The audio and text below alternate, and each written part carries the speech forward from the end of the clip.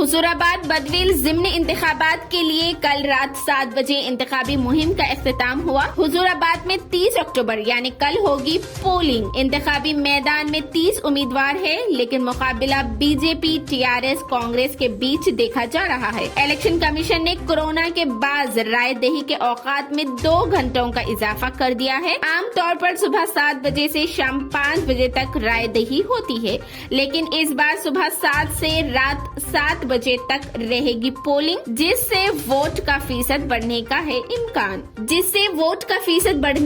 इम्कान। Election commission ने Huzurabad assembly हलके में जुमला 305 पोलिंग स्टेशन कायम किए गए हैं। तमाम पोलिंग मजाकर पर राय दहीनों के लिए पीने के पानी, माजूरीन के लिए खुसूसी रैम्प्स, तब्बी अमला, समाजी फासला, सैनिटाइजर के अलावा दूसरे बुनियादी सहूलतें फराहम की गई है। हुजूराबाद में जुमला 2,36,000 राय दहीने हैं। पुलिस की जानिब से सिक्योरिटी के कड़े बंदोबस्त किए जा रहे हैं। हुजूराबाद में जुमला 2,36,000 राय दहीने हैं। पुलिस की जानिब से सिक्योरिटी के कड़े बंदोबस्त किए जा रहे हैं। हुक्काम ने 27 अक्टूबर 7 बजे से 2 नवंबर तक इलाके में दफा 146 नाफिज कर दिया है।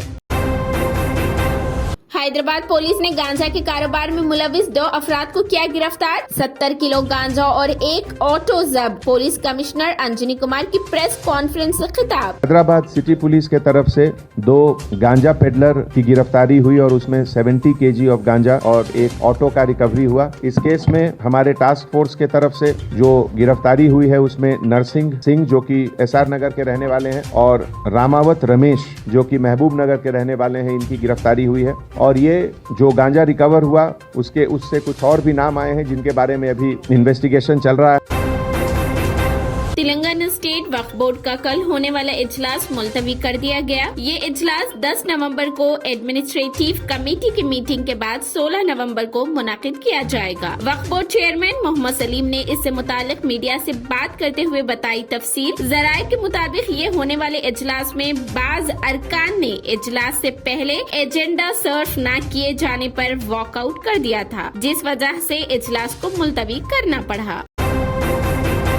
MIM के सदर असदुद्दीन ओवैसी ने पाकिस्तान के वजीर दाखिला शेख रशीद के बयान पर रद्द अमल जाहिर किया कि T20 वर्ल्ड कप के मैच में हिंदुस्तान के खिलाफ पाकिस्तान की जीत इस्लाम की जीत है। उत्तर प्रदेश के मुजफ्फरनगर में एक रैली से ओवैसी ने खिताब में शेख रशीद को पागल करार दे दिया। ओवैसी ने इस रैली में कहा कि इस्लाम का क्रिकेट मैच से क्या ताल्लुक, हिंदुस्तान हर शोबे में बहुत आगे है, पाकिस्तान से इसका मुआवजा नहीं किया जा सकता। और पाकिस्तान की टीम को, पाकिस्तान की कौम को मुबारक हो। आज हमारा फाइनल था, हमारा फाइनल आज ही था और दुनिया के मुसलमान समेत हिंदुस्तान के मुसलमानों के उनके जज्बात पाकिस्तानी टीम के साथ थे। सारी आलम इस्लाम को फतेह मुबारक हो। तो हमारे पड़ोसी मुल्क का एक मिनिस्टर है, पागल है बेचारा, पागल है। उसने कह दिया कि पाकिस्तान जीता तो इस्लाम की कामयाबी हो गई। अरे अहमक, दीन इस्लाम को क्रिकेट मैच से क्या करना है? दीन को क्रिकेट मैच से क्या करना है? मगर ये पड़ोसी के लोग समझ में नहीं आता। अल्लाह का शुक्र है कि हमारे बुजुर्ग नहीं गए वहां पर, वरना इन पागलों को हमको देखना पड़ता। जो लोग गए उनको पता है। जब हम इन फिरका परस्तों को कह रहे हैं तो उनको भी कहना पड़ेगा। पड़ोस के जो मिनिस्टर ने बयान दिया, अरे ये तुमको शर्म नहीं है कि तुम्हारे मुल्क को चीन के पास गिरवी करती हो और तुम इस्लाम की बात करते हो? वो चीन जो जिंजियांग में मुसलमानों को 20 लाख मुसलमानों पे कैद में बंद कर दिया, जिनको जबरन सूअर खिलाया जा रहा है चीन में, आज वो मिनिस्टर इस्लाम की कामयाबी की बात करता है। अरे मिनिस्टर, पाकिस्तान में तुम एक मलेरिया की दवा नहीं बना सकते, तुम एक मोटरसाइकिल का टायर तैयार नहीं कर सकते। भारत बहुत आगे है, भारत से पंगा मत लो। ये हमारे घर का मामला, हम घर में तय कर लेंगे। हमको पाकिस्तान से कभी मतलब था ना कभी रहेगा। और हम ये हमारे शमी को गाली देने वालों से कहेंगे, प्यारे शमी के जैसा बॉलर फिर कभी नहीं मिलेगा।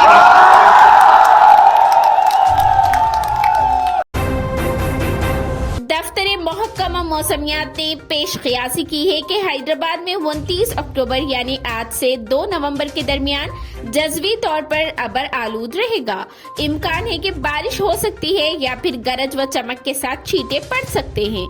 तेलंगाना के दीगर कई इलाकों में भी इन दिनों बारिश की भी पेश क़ियासी की गई।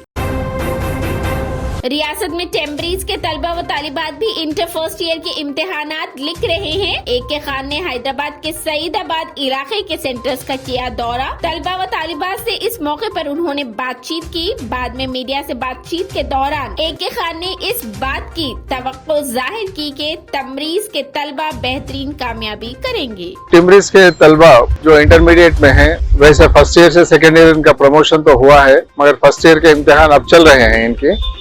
तो ये इम्तिहान किस तरह से इसको फेस कर रहे हैं, इनका परफॉर्मेंस कैसा है, इनसे डायरेक्टली बात करके इनका हौसला अफजाई करने के लिए हम लोग थोड़े सेंटर्स देखने के लिए आए थे।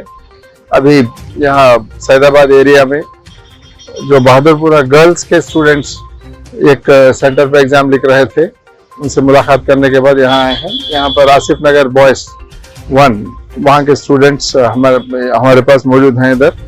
आज मैथमेटिक्स और जूलॉजी और बाईपीसी स्ट्रीम और मैथमेटिक्स एमपीसी स्ट्रीम के लिए एग्जाम्स हुए हैं। जहाँ तक मैं जायजा लिया हूँ इनका कि बच्चे अच्छी तरह से लिख रहे हैं इम्तिहान। हौसला भी बहुत बुलंद है इनका।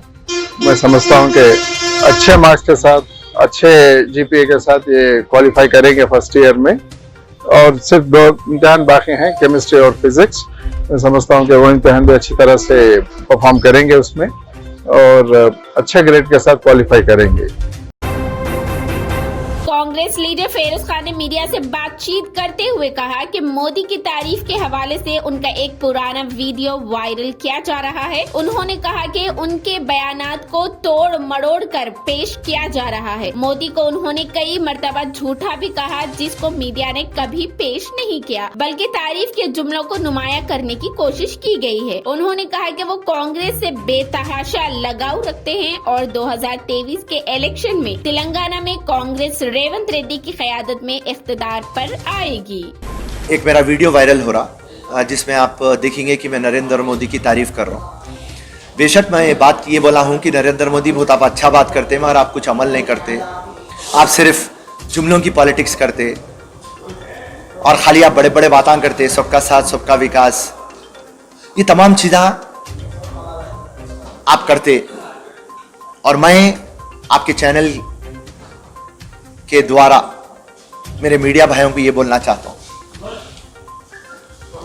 कि आप जो भी मेरा वीडियो लेते, मेहरबानी करके आप पूरा वीडियो डालिए। आप थोड़ा कट कर देते, आपके टीआरपी के लिए मेरे पुराने वीडियोज आप अटैच कर देते, उससे मेरे को परेशानी हो जाती। आज हमारे incharge working president Mahesh Gaud साहब को मैं समझा दिया कि वो वीडियो की हकीकत क्या है। और आप लोग मेरे इतने इंटरव्यूज लेते, आप मेरे पेज पे चले जाइए। एक 100 टाइम तभी मैं नरेंद्र मोदी को चोर बोला, डाकू बोला, लुटेरा बोला, और आज आप एक सोशल मीडिया पे नरेंद्र मोदी की फिरोज खान तारीफ करे, काट के तोड़ के मरोड़ के। आज मेरे को आके आपके सामने एक्सप्लेनेशन देना पड़ रहा।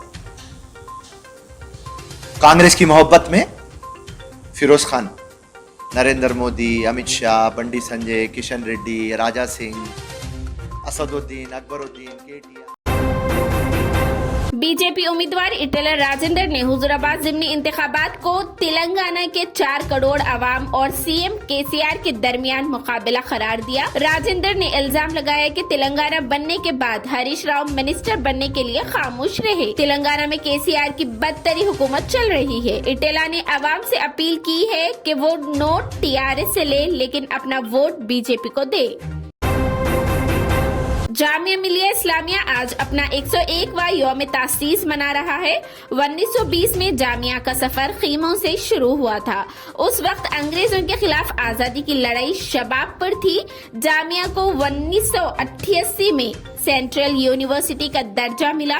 हाल ही में जामिया मिलिया इस्लामिया को मुल्क के 40 यूनिवर्सिटीज में पहला मुकाम हासिल हुआ था। जामिया अपनी कारकर्दगी के बिना पर मुल्क और बैरून मुल्क में अपनी खास पहचान बनाने में कामयाब रहता है। वजीर दाखिला अमित शाह आज एक रोजा लखनऊ दौरे पर है। आइंदा साल होने वाले असेंबली इंतखाबात की तैयारियों के पेश नजर उनका ये दौरा काफी अहमियत का हामिल माना जा रहा है। अमित शाह पार्टी की रुकनियत साजी मुहिम का आगाज करेंगे। उसके साथ साथ वो आइंदा साल होने वाले असेंबली इंतखाबात की तैयारियों का भी लेंगे जायजा।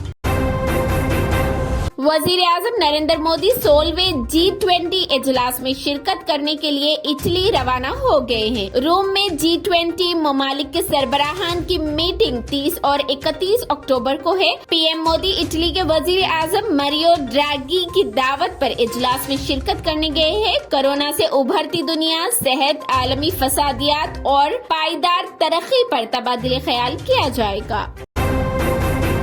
क्रूज ड्रग केस में आखिरकार तकरीबन 22 दिनों के बाद आर्यन खान समेत तीनों मुलजिमीन को जमानत मिल गई है। आज आर्यन खान को ऑर्थर रोड जेल से रिहा किया जा चुका है। बॉम्बे हाई कोर्ट में इस मामले की पिछले 3 दिनों से समाअत चलती रही है। वकील दिफा और इस्तेगासा के दलाइल को सुनने के बाद बॉम्बे हाई कोर्ट ने दे दी जमानत। आंध्र प्रदेश काबीना का इजलास मुनाकिद किया गया। काबीना में कई अहम फैसले लिए गए। रियासती वजीर इत्तलात अम्मा नानी ने बताया कि काबीना ने टिकटों की ऑनलाइन फरोख्त को फाल करने के लिए सिनेमैटोग्राफी कानून में तरमीम के लिए और डिजाइन लाने को मंजूरी दी है। इसके समेत और कई स्कीमों पर किया गया तबादले ख्याल। तेलंगाना की खातून बॉक्सर निखत जरीन ने गोल्ड मेडल जीतने पर किया खुशी का इजहार और तुर्की में वर्ल्ड चैंपियन में मुल्क के लिए गोल्ड मेडल लाने का जाहिर किया अज़म और मीडिया से बात करते हुए जाहिर की खुशी। 4-1 से मेरा बाउट मेरे फेवर में आई और मैं आज गोल्ड मेडल जीती हूँ, तो मुझे बहुत खुशी है और ये मेरा पहला गोल्ड मेडल है नेशनल चैम्पियनशिप में। तो ये साल की शुरुआत मैंने नेशनल चैम्पियन बन के की है और यहाँ से ये गोल्ड मेडल से मेरे को वर्ल्ड चैम्पियनशिप का सिलेक्शन भी मिला है, तो उस के लिए मैं बहुत खुश हूँ और मैं अपना बेस्ट दूंगी वर्ल्ड चैम्पियनशिप में। मैं पूरी कोशिश करूँगी कि मैं अपने इंडिया के लिए वर्ल्ड चैम्पियनशिप में मेडल जीत कर। हैदराबाद पुलिस की जानिब से ड्रग्स की चेकिंग के दौरान शहरियों के व्हाट्सएप चैट चेक करते हुए देखा गया। पुलिस एहलकारों को शहरियों से ये कहते हुए देखा गया कि वो अपने फोन दिखाकर व्हाट्सएप चैट चेक करवाए ताकि ये मालूम किया जा सके कि कोई ड्रग्स का इस्तेमाल कर रहा है या फरोख्त कर रहा है। शहर के इलाके धूलपेट में पुलिस को लोगों के व्हाट्सएप चैट की जाँच करते देखा गया। हैदराबाद पुलिस कमिश्नर अंजनी कुमार ने मोबाइल फोन चेकिंग मामले पर वजाहत की और कहा कि मुश्तबा अफराद के मोबाइल्स को ही किया जा रहा है चेक। MIM के सदर असदुद्दीन ओवैसी ने त्रिपुरा में जारी तशद्दुद की मजम्मत की है। वजीर आजम नरेंद्र मोदी से तशद्दुद को रोकने का किया मुतालिबा। ओवैसी ने मुल्क में मुसलमानों से बढ़ती नफरत पर तशवीश का किया इजहार। असदुद्दीन ने कहा कि मुल्क में NPR होगा। उन्होंने पेट्रोल की बढ़ती कीमतों पर हुकूमत को तनकीद का बनाया निशाना। और वहीं असदुद्दीन ओवैसी ने पेगासस मामले पर सुप्रीम कोर्ट की जेर निगरानी तश्कील दी गई पैनल का खैर मुकद्दम किया। उन्होंने उम्मीद जाहिर की कि सच्चाई सामने आएगी। कोर्ट ने जो फैसला लिया है वो फंडामेंटल राइट्स को अपहोल्ड करता है और हम शुरू से कहते आ रहे हैं कि किसी भी इंडिविजुअल सिटीजन की उसका सर्वेलेंस और स्नूपिंग नहीं होना चाहिए, क्योंकि सुप्रीम कोर्ट ने अपने फैसले में कह दिया कि प्राइवेसी हर सिटीजन का फंडामेंटल राइट है। तब ये तमाशा कर रहे हैं, तो हम उम्मीद करते हैं कि जो सुप्रीम कोर्ट ने एक रिटायर्ड जज की कमेटी बनाई है वो सच्चाई को सामने लाएगी। इसी के साथ हमारी खबरें इख्तिताम को पहुंचती हैं। मजीद तफसीलात के लिए हमारे चैनल को लाइक करें, शेयर करें और सब्सक्राइब करना बिल्कुल ना भूलें।